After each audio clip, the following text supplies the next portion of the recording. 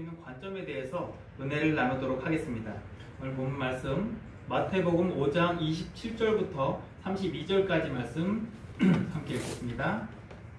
마태복음 5장 27절부터 32절까지 말씀입니다. 또 간음하지 말라 하였다는 것을 너희가 들었으나 나는 너희에게 이르노니 음욕을 품고 여자를 보는 자마다 마음에 이미 간음하였느니라. 만일 내 오른눈이 너로 실족하게 하거든 빼어내버리라. 내 백체 중 하나가 없어지고 온몸이 지옥에 던져지지 않는 것이 유익하며, 또한 만일 내 오른손이 너로 실족하게 하거든 찍어내버리라. 내 백체 중 하나가 없어지고 온몸이 지옥에 던져지지 않는 것이 유익하니라. 아멘. 오늘 전하는 설교를 여러분들이 잘 이해하실 수가 있다면 파산하셔도 됩니다. 오늘은 로고스와 레마에 대해서 살펴볼 건데요. 이건 너무나 중요한 개념이고 우리가 신앙생활을 하면서 은연중에 들은 적은 있지만 구체적인 개념이 무엇인지 잘 모르는 분들이 많습니다. 로고스 성경, 로고스 출판사, 로고스 교회, 로고스 성경대학도 있습니다. 기독교 안에서 많이 듣는 단어인데, 하지만 이 로고스가 어떤 의미일까요? 보통 진리, 하나님의 말씀을 로고스라고 합니다. 레마라는 말씀도 많이 들어봤을 겁니다. 레마는 입으로 나온 말씀, 이야기된 말씀이라는 뜻인데 특정한 시간과 상황에 맞추어서 주님께서 주시는 말씀이라고 이야기합니다. 하지만 여기까지는 일반적으로 알고 계시는 내용이고요. 로고스가 뭔지, 레마가 뭔지 오늘은 좀 더 깊이 있는 내용까지 살펴볼 것입니다. 내 안에 말씀이 있는데 로고스로 있는지 레마로 있는지 내가 알고 깨달아야만이 성경을 바로 볼 수가 있습니다. 설교 중에 또는 기도 중에 나의 상황에 딱 맞는 깨달음이 있을 때 레마의 말씀으로 들리게 됩니다. 간혹 창세기 12장에 아브라함의 축복을 두고 하나님이 자기에게 주신 레마의 말씀이라고 하시는 분들도 있고요. 주신 레마의 말씀이라고 철석같이 믿는 분들도 계십니다. 물론 뽑으신 분은 그렇게 믿고 싶겠지만 하나님이 아브라함에게 하신 약속이 나에게 이루어지겠습니까? 어떤 분은 본토 친척 아비집을 떠나 내가 내게 지시할 땅으로 가라, 이 말씀을 듣고서 교회로 옮겨요. 성경은 하나님의 전궤를 모아놓은 책이 아닙니다. 레마의 의미를 잘못 알고 있는 겁니다. 가만 보면은 성경을 잘 읽지 않는 분들이 이런 믿음이 더 강한 것 같아요. 성경을 덮어놓고 믿는 분들이 많다는 겁니다. 말씀이 없는 신앙생활은 이러한 패단에 빠지게 합니다. 진리가 바로 서야만이 영적인 분별력이 생기고 올바른 신앙생활을 할 수가 있습니다. 마귀는 택한 자라도 실족하게 해서 지옥으로 끌고 가려고 합니다. 여러분, 교회에 나와서 앉아있다고 해서 안심하시면 안 됩니다. 사도 바울은 끝까지 구원을 이루어가라고 했고요. 하나님께서 사도로 쓰임 받았던 그 자신조차도 구원에 이르지 못할까봐 두려워했습니다. 예수님께서는 말세에 믿는 자를 보겠느냐 라고 말씀하셨고, 주여 주여 하는 자마다 다 구원에 이르지 못할 거라고 했습니다. 좁은 문, 좁은 길로 가라고 하셨어요. 지금 이 자리에 나와서 말씀을 들으시는 여러분들을 축복합니다. 할렐루야. 앞에서 말한 이 로고스와 레마의 개념을 잘 정립해야만이 성경을 바라보는 관점이 바로 설 수 있고 흔들리지 않을 수가 있습니다. 오늘 말씀드린 내용들은 아주 중요하고 또한 어려운 이야기입니다. 오늘부터 시작해서 제가 시리즈로 설교하면서 성경의 내용을 구체적으로 하나하나 열어볼 것입니다. 우리 장주희 목사님하고 약속했거든요. 매주 이제 주 단위로 이제 저희가 설교를 정리해서 하나하나씩 준비하도록 하겠습니다. 오늘 본문의 간음은 율법의 이야기입니다. 오늘 본문에 간음하지 말라는 내용은요, 10계명의 제7계명, 간음하지 말라는 말씀을 예수님이 이 산상수훈에서 다시 설명하고 있는 겁니다. 히브리어로 된 10계명을 예수님이 마태복음에서 헬라어로 옮겨온 겁니다. 간음하지 말라, 헬라어로는 우 모이큐세이스라고 합니다. 기본 동사는 히브리어 나푸라고 하는데요. 이 나푸는 눈, 알레프, 때로 구성되어 있습니다. 아래, 하나님, 입이라는 뜻이 글자예요. 아래에서 하나님의 입으로 전해지는 말, 즉 곡해되어서 전해지는 말을 간음이라고 합니다. 우 모이큐세이스의 사전적 의미는 간음하지 말라가 맞습니다. 하지만 그 뜻이 처음에 하나님이 주신 히브리어에 있는 말이 아니고 그 후에 히브리 사람들에 의해서 합의되어서 만들어진 뜻이에요. 한자에도 뜻을 가진 부수가 있잖아요. 히브리어도 마찬가지로 뜻 글자입니다.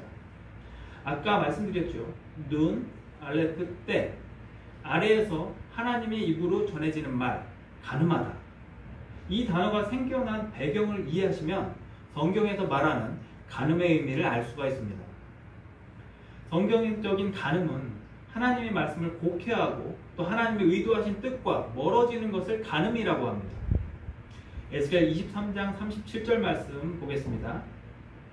그들이 행음하였으며 피를 손에 묻혔으며 또 그 우상과 행음하여 내게 낳아준 자식들을 우상을 위하여 화제로 살랐으며.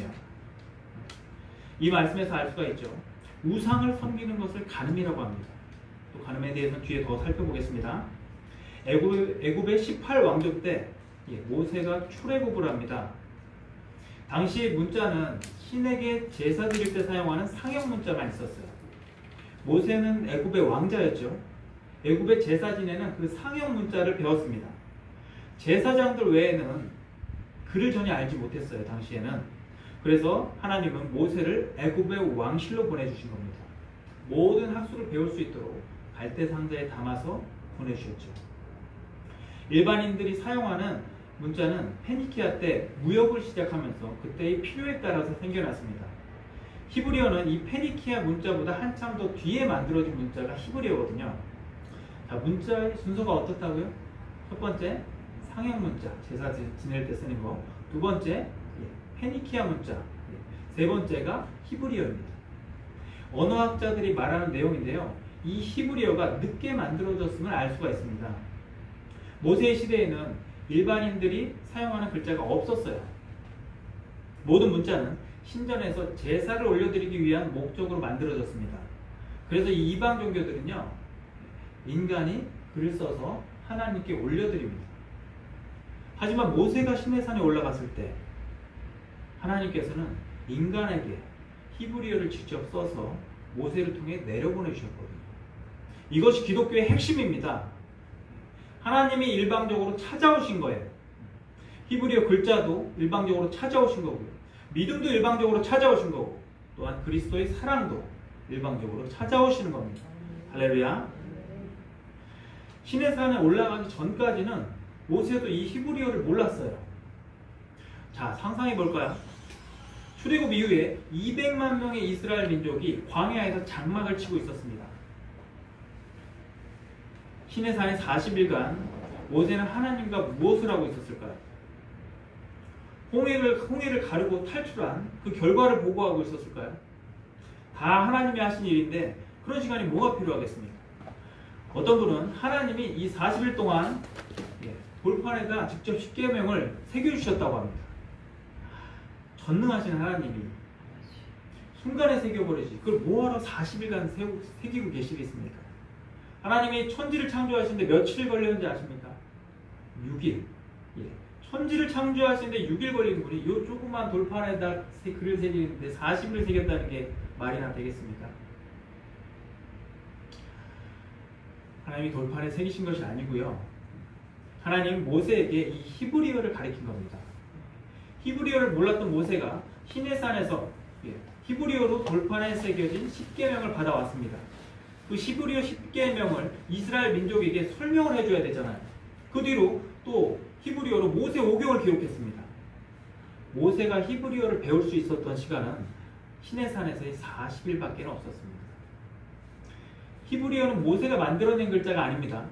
하나님이 주신 글자입니다. 이스라엘의 40년 광야 생활, 그리고 예수님의 광야 40일의 금식, 또 모세의 40일 동안의 시내산, 이 모두 복음을 설명하는 거거든요.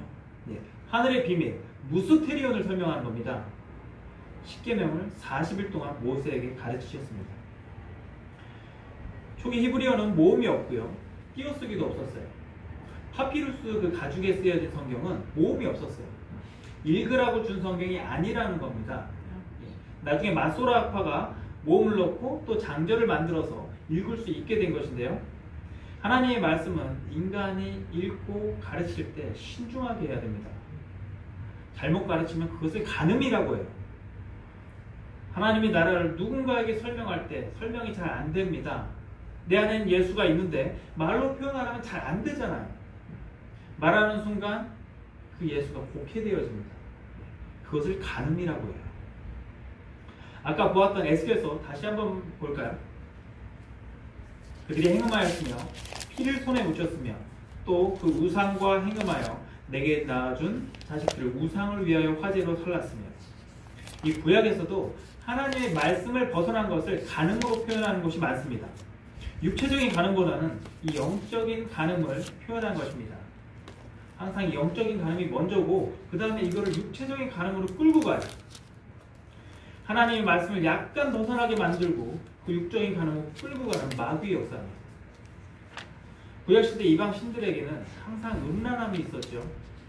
신전에는 항상 창녀들이 있었고 영적인 간음과 육적인 간음이 동시에 이루어졌어요. 이스라엘 광야 40년의 가장 마지막 연단이 무엇이었습니까? 모압 여인들과 간음해서 연병으로 24,000명이 광야에서 죽습니다.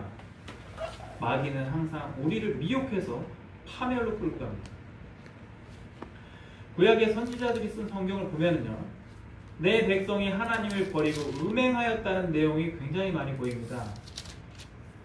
하나님 외에 다른 신을 섬기는 것을 음행이라고 하고요, 영적인 음행을 의미합니다. 요한계시록에도 음녀 이세벨이 나오죠. 복음을 왜곡해서 하나님에게서 멀어지게 만드는 사람을 음녀로 표현했습니다.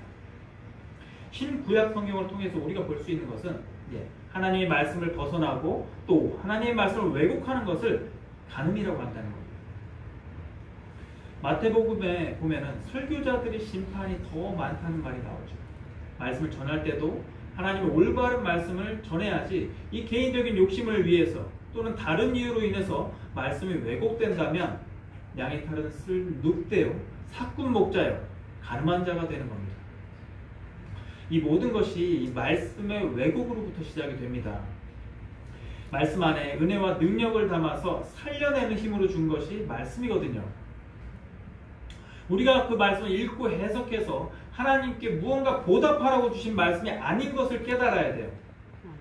세상에는 성경을 잘 정리해 놓은 서적들이 굉장히 많이 있습니다.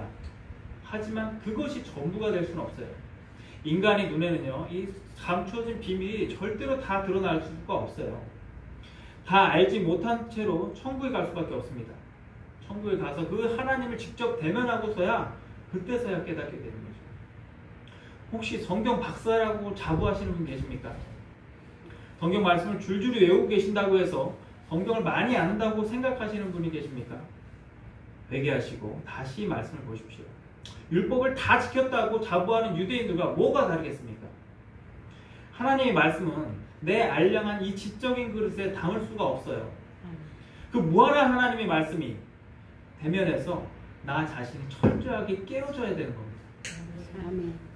말씀을 알면 알수록 나는 더 작아지고 더 겸손해질 수밖에 없는 겁니다.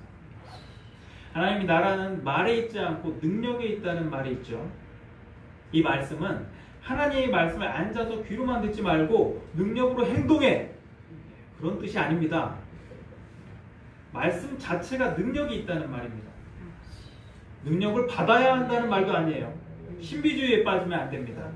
어떤 교회는 방언 못하면 천국 못 간대요. 그런 거 성경에 없습니다.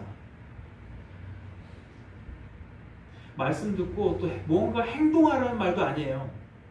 어떤 행위로만 내 믿음을 증명해 내려고 하지 마십시오.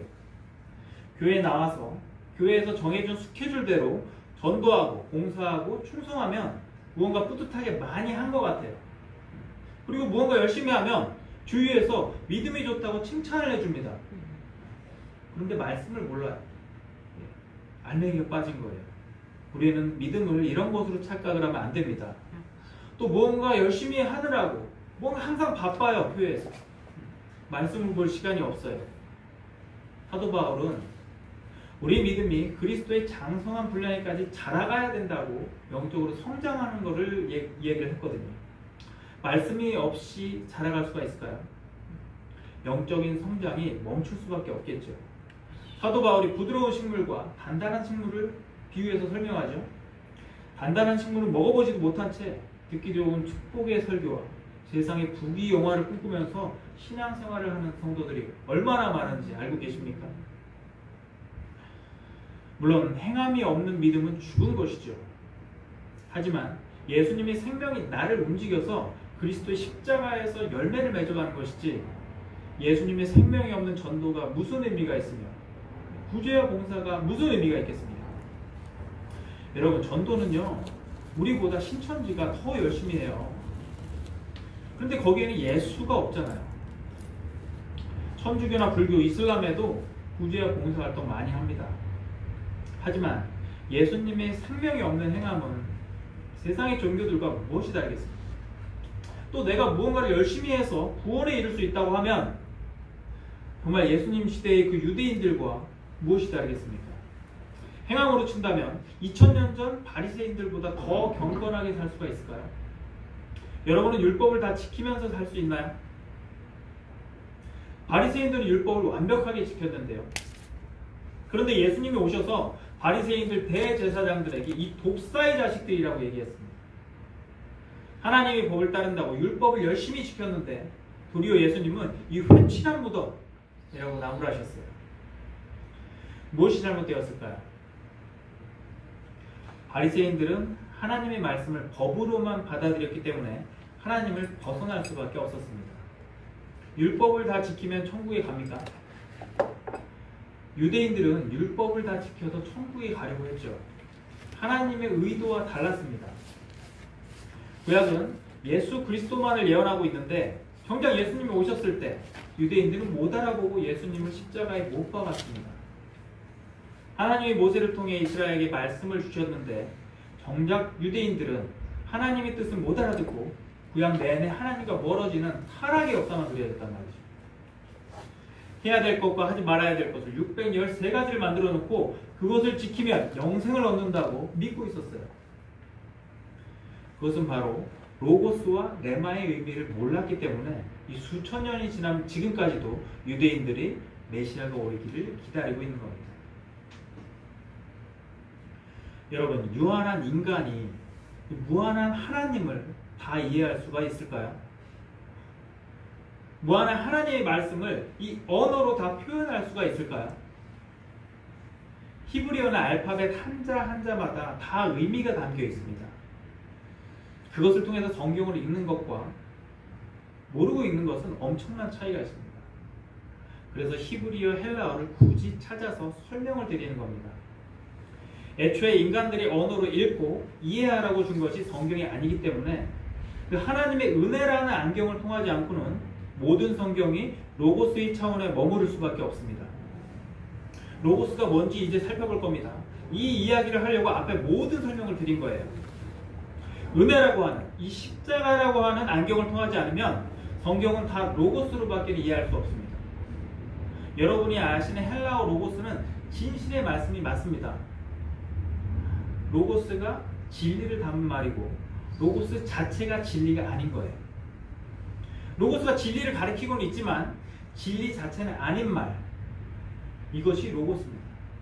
로고스 안에 무엇이 담겨야 진짜가 됩니까? 예수가 담겨야 진짜가 됩니다. 마치 빛이 어두움을 드러내러 왔다는 개념과 아주 흡사한 거예요. 빛이 어두움을 드러내러 왔다는 것은 빛에 의해 어둠이 설명되는 겁니다. 그러면 이 빛의 실체는 사람들에게 어떻게 나타나야 할까요? 이 어둠을 설명해야 하는 빛이 어둠으로 나타나야 한다는 말입니다. 따라서 이 역사 속의 빛은 어둠의 빛, 그 어둠의 모습으로 나타나는 이중성으로 나타나는 거예요. 뒤에도 조금 더 살펴보겠습니다. 헬라어 로고스는 레고, 네오, 레마로 분류되어서 사용됩니다. 로고스는 이 그릇의 의미가 강하고요. 레오, 레마가 진리를 의미합니다. 쉽게 설명드리면 이 로고스는요, 레마를 담은 그릇입니다. 인간의 눈으로 해석해서 들으면 로고스로 읽게 됩니다. 유대인들과 같이 보는 거예요. 말씀 안에 들어있는 이 행간의 진리를 알아야 레마로 읽게 되는 것이고 이걸 모르면 로고스로 읽게 되는 겁니다. 그래서 성경을 로고스로 읽는 사람과 레마로 읽는 사람들이 있습니다. 행간의 의미, 이 예수를 발견하지 못하면 성경을 천독, 만독을 해도 로고스로밖에 안 보여요. 이거는 그냥 법이 되는 거예요. 행위, 율법, 그게 로고스란 말입니다. 그런데 이 여기 안에 레마가 감춰져 있다는 말입니다. 그래서 우리는 이 로고스의 말씀을 레마로 읽어야만이 생명이 된다는 말입니다. 따라서 우리 성도들은 로고스를 읽거나 들으면서 그걸 레마로 받아들이게 되는 것이고 같은 로고스를 읽으면서도 표피적인 법으로만 읽는 사람들이 있다는 겁니다. 그런데 대부분이 말씀을 그냥 법으로만 받아들이고 있는 사람들이 많아요. 그래서 말세에 믿는 자를 보겠느냐 라고 말씀하시고 주여 주여 하는 자마다 다 천국에 들어가지 못한다 라고 말씀하시는 겁니다.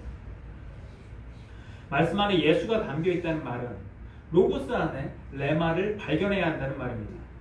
이 태초에 말씀이 있었고 그 말씀이 이 땅에 내려왔다. 이게 다 로고스를 의미하는 거거든요. 그런데 그분은 레마잖아요. 왜요? 예수님 자체가 진리시니까. 그런데 눈과 귀가 열리지 않은 사람들에게는 말씀이신 그 예수님이 무엇으로 보이겠습니까? 로고스로만 보이는 거죠. 법으로만. 이거 안 하면 죽여버릴 거야. 이렇게만 보일 거 아닙니까? 그릇으로만 보는 겁니다. 빛이신 그분이 어두움에게는 어두움으로 보이는 거예요. 그래서 그 예수님을 어떻게 한 거예요? 그 어둠이 실체를 드러내버리니까 안식일에 병자를 살리고 율법을 어기고 성전 앞을 때려 엎으시고 자기가 하나님의 아들이래요. 유대인들에게는 어두움으로 보이지 않았겠습니까? 그래서 십자가에 못 박아 죽여버린 겁니다. 그 빛을 꺼버린 거죠. 그래서 성도는 말씀을 표피적으로만 보면 안 되는 거예요. 성도는 이 말씀 안에서 진리를 예수를 볼 수 있어야 성도라는 말씀입니다. 하나님께서 모세에게 주신 말씀, 이 십계명이 한마디로 뭐였겠어요? 예수였지요. 10가지 계명을 주시고 하나하나 잘 지켜서 하나님을 감동시켜보라고 주신 계명이 십계명이 아닙니다. 말씀은 창세기부터 요한계시록까지 어느 곳을 다 뒤져도 예수밖에 없어요. 성경은 따라서 그 십계명도 당연히 예수겠죠. 그 10가지가 담고 있는 게 하나님 사랑과 이웃 사랑이라고 그랬잖아요. 그래서 구약시대에 하나님이 십계명 중에 5가지는 설명을 해줍니다. 근데 그 뒤에 5가지는 설명이 안 돼 있어요. 뒤에 5가지는 마태복음에서 예수님이 산상수훈을 통해서 직접 설명해 주고 계십니다. 5번째 계명, 내 부모를 공경하라까지는 설명이 있는데 6번째, 살인하지 말라, 간음하지 말라, 도둑질하지 말라, 내 이웃에 대하여 거짓 증거하지 말라. 이 뒤에 계명들은 설명이 없잖아요. 그래서 오늘 본문에 예수님이 간음하지 말라는 내용을 설명을 해주고 있는 겁니다. 그런데 그게 뭘로 수렴이 된다고요? 하나님 사랑과 이웃 사랑으로 수렴이 되는 거잖아요. 그게 뭔데요? 그게 바로 예수잖아요. 그 하나님 사랑과 이웃 사랑이라는 그 연합의 현실, 그 한 몸의 현실을 하나님의 아들이신 예수, 그 말씀이 다 이룰 거라시라는 이 언약이 이 십계명 안에 들어있는 겁니다. 너희가 이거 다 지키면 복 받는다. 그게 아니라 거기 안에 들어있는 그 예수, 그 아들을 발견하는 거라고요.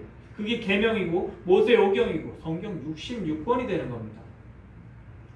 그런데 인간들이 이 선악과를 입에 문 상태에서 하나님이 주신 문자를 읽게 되면 반드시 그 내용을 곡해하게 되어 있습니다. 여러분, 선악이라는 거는요, 선악이 추구하는 게 뭐죠? 선악이 추구하는 것은 완전함이거든요. 인간은 두 부류가 있습니다. 지식을 쌓는 인간과 지혜를 추구하는 인간. 그게 야고보서 내용이잖아요. 그런데 지식은 내가 쌓아가는 거거든요. 이게 바벨탑이잖아요. 선악의 추구가 완전함이기에 그 안에는 경쟁이 있고 그 안에 내 노력이 들어가고 또 내가 이걸 하지 않으면 버림받음이 있고 또 벌이 있는 거예요. 그러니까 부지런히 선악을 추구하는 사람은 지식을 쌓으려고 하는 거예요. 그런데 지혜는 이 쌓아올린 지식을 버리는 거거든요. 인간이 쌓은 바벨탑을 부숴버리는 게 지혜란 말입니다. 그래서 사도 바울이 그 생명이신 예수, 그 레마를 발견하고 나서 내가 알던 모든 지식을 배설물로 버려버렸다는 고백을 하는 겁니다. 그러니까 이 선악의 판단이 주체가 되어서 하나님이 주신 그 문자를 내 눈으로 바라보게 되면 이렇게 곡해를 하게 되는 겁니다. 아, 내가 이 부지런히 이 탑을 쌓아야 되네. 내가 쌓아 올라가야 되는 거구나. 그러니까 그게 다 뭘로 받아들여지겠어요? 어떤 법이나 규범이나 어떤 내 행위로 받아들여질 거 아닙니까? 은혜로는 절대 받아들여지지 않겠죠. 은혜가 뭡니까? 내가 무엇을 하지도 않았는데 거저 주어지는 거 아닙니까? 예. 그래서 거저 주었다고 하시잖아요. 우리 구원은 값없이 받은 은혜란 말입니다. 할렐루야. 인간의 눈으로 보고 인간의 상식으로 이해하고 또 인간의 행위로 열매를 맺으려고 한단 말입니다.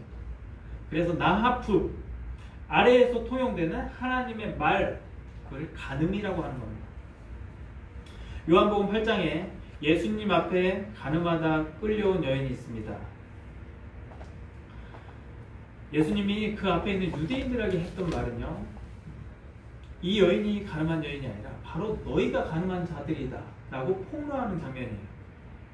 그 유대인들의 손에는 돌이 들려 있었죠. 가늠하면 언제든지 돌로 쳐 죽일 준비가 되어 있었다는 얘기입니다. 나는 이거 지켰는데 너는 안 지켜, 너 죽어. 그게 율법이잖아요. 이렇게 법으로만 가는 거예요. 여인은 육체적인 간음을 해서 붙잡혀왔지만 정작 그 간음한 여인을 죽이려고 했던 유대인들은 하나님의 말씀을 곡해해서 이 영적인 간음을 하고 있었음을 예수님이 폭로하는 장면이었습니다.